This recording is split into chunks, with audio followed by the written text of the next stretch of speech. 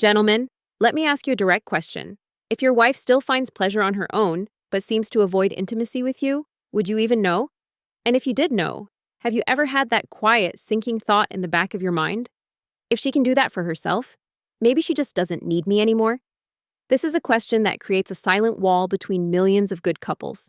It's a fear rooted in confusion, fueled by myths about what happens to a woman's body after 60, but the scientific truth is something else entirely. Her private self-care is not a rejection of you.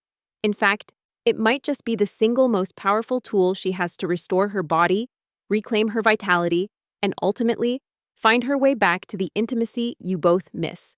Today, I'm going to give you the playbook on what's really going on and how you can become the hero in this chapter of your story. This isn't about blame. This is about biology. A 68-year-old man, a client of mine, sat across from me just last week. He's a good man, a successful man who loves his wife of 40 years. He looked me in the eye and said, "Sophia, she says she loves me, but we haven't touched in months. I feel like a roommate in my own marriage. I don't know what I did wrong." His story isn't unique. It's the unspoken reality for so many men his age. The distance feels personal. It feels like failure. In this video, I'm going to pull back the curtain. I'll explain precisely why her desire seems to have vanished, what she is physically experiencing but will almost never tell you, and how you, with the right knowledge, can help bring back the closeness you thought was gone forever, without any pressure or awkward conversations. My name is Sophia Lane.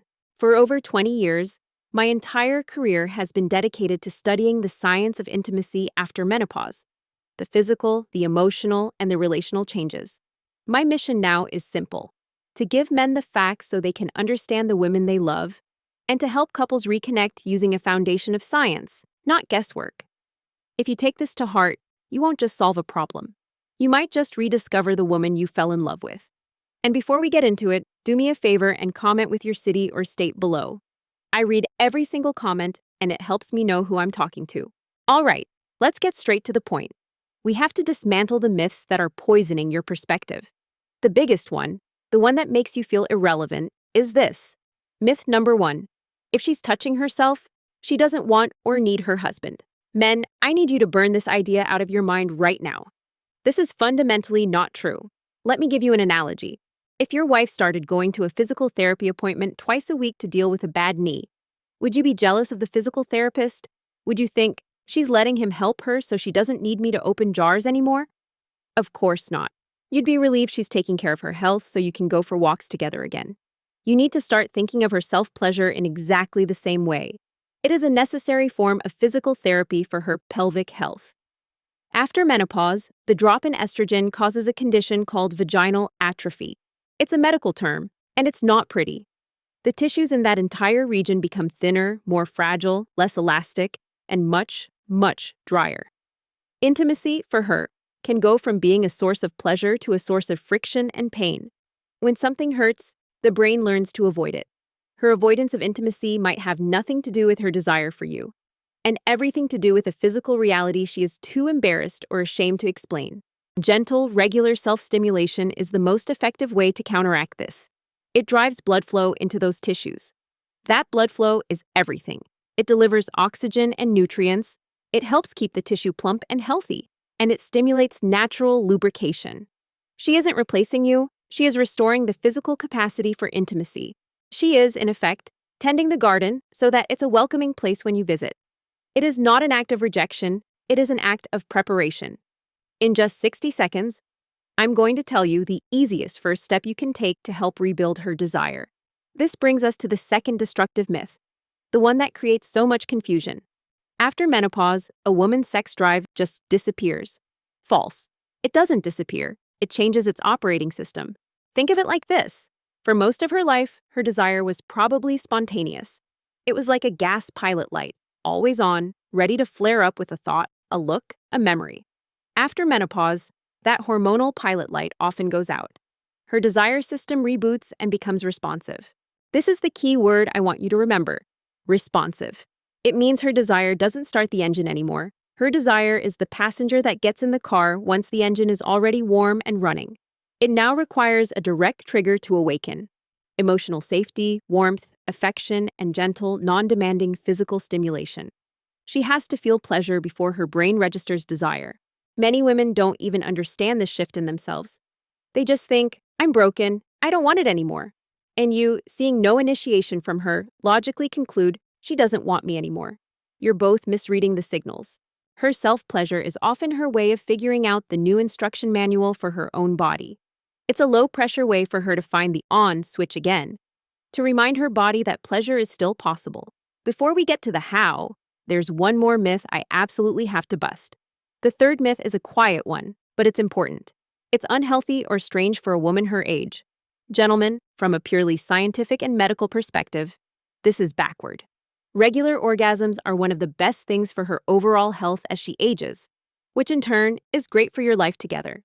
Let's look at the facts. When she has an orgasm, her brain releases a flood of beneficial chemicals. First, a massive surge of oxytocin. They call this the bonding hormone for a reason.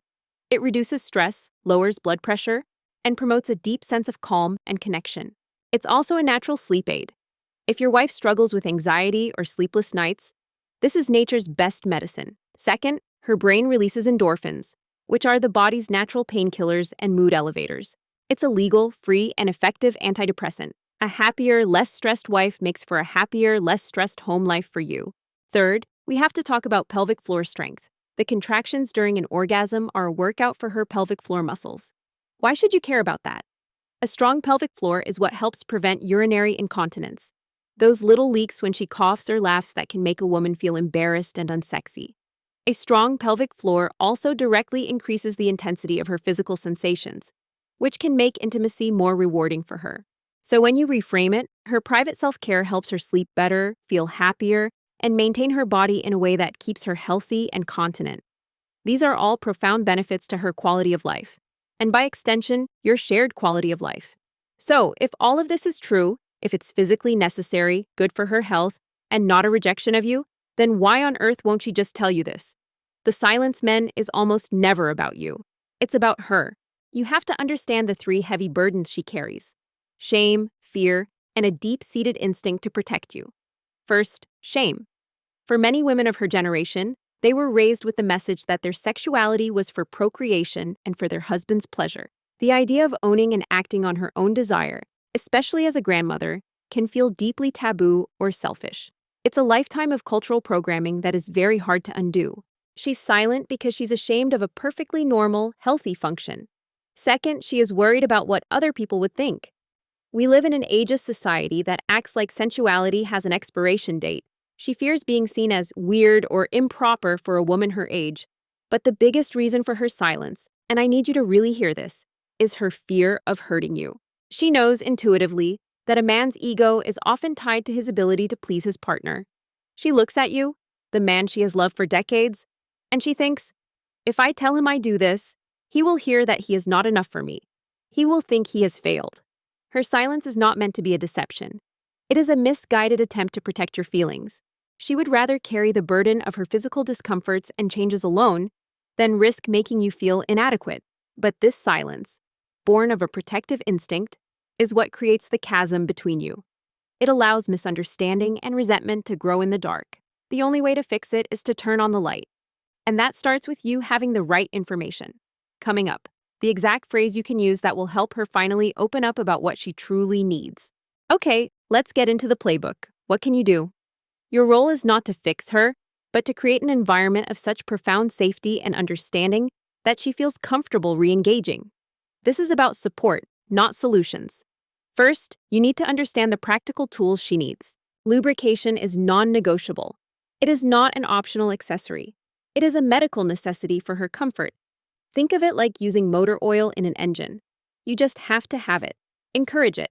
Maybe even buy it. Say something like, "Honey, I was reading an article by a doctor who said comfort is key for women our age. I got this highly rated natural lubricant for us to have on hand. No pressure." This simple act shows you're thinking about her comfort, not just your needs. Second, understand the concept of gentle. Her body is more sensitive now. The high-intensity approach that might have worked at 30 can be painful or numbing at 65. The goal for her is about awakening the nerves, not overwhelming them.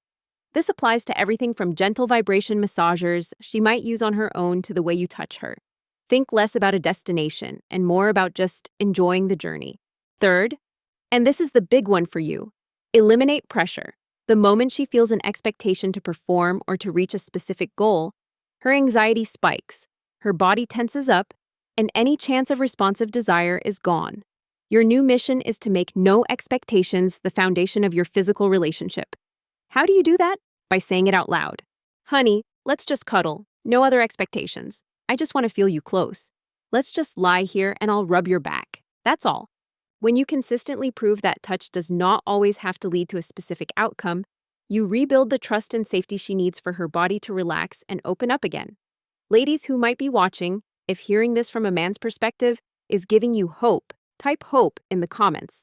And men, if this is starting to make sense, just type understand. It's a way of saying you're ready to learn a new way.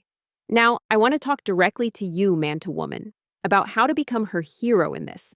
Your mindset is the most powerful tool you have.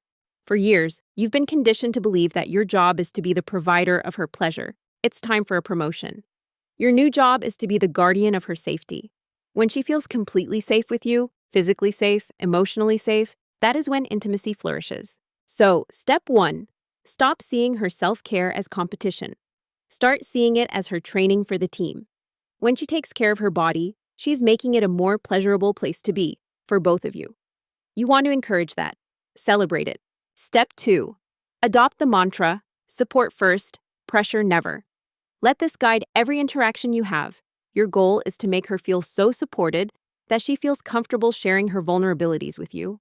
Her body has changed in ways that can feel frustrating and even frightening. She needs an ally, not another critic or a problem solver who is just trying to get to a solution. Step 3, learn to speak the language of reassurance. Remember that conversation I mentioned? The one that changed everything for one couple? It can be initiated by you. You can sit with her at a quiet time and say something like this. Honey, I've been thinking a lot about us, and I want you to know something. I love you, and I miss feeling close. I also know your body has been through so much, and I can only imagine how that must feel. I want you to know there is zero pressure on you from me. Your health and comfort are the most important things. Whatever you need to do to feel good and healthy in your own skin, I support you 100%. I'm on your team. A statement like that delivered with sincerity can dismantle years of fear and silence. It tells her you see her, you understand, and you are still her safe place to land. Gentlemen, if this new perspective resonates with you, I want you to make a commitment right now by typing teammate in the comments. It's a declaration that you're ready to play a new position on the team. So let's circle back and put it all together. What is the untold truth about daily self-pleasure after 60? It's that this private act is one of the most profoundly pro-relationship things a woman can do. When a woman takes this time for herself, she is fighting back against the physical changes of menopause.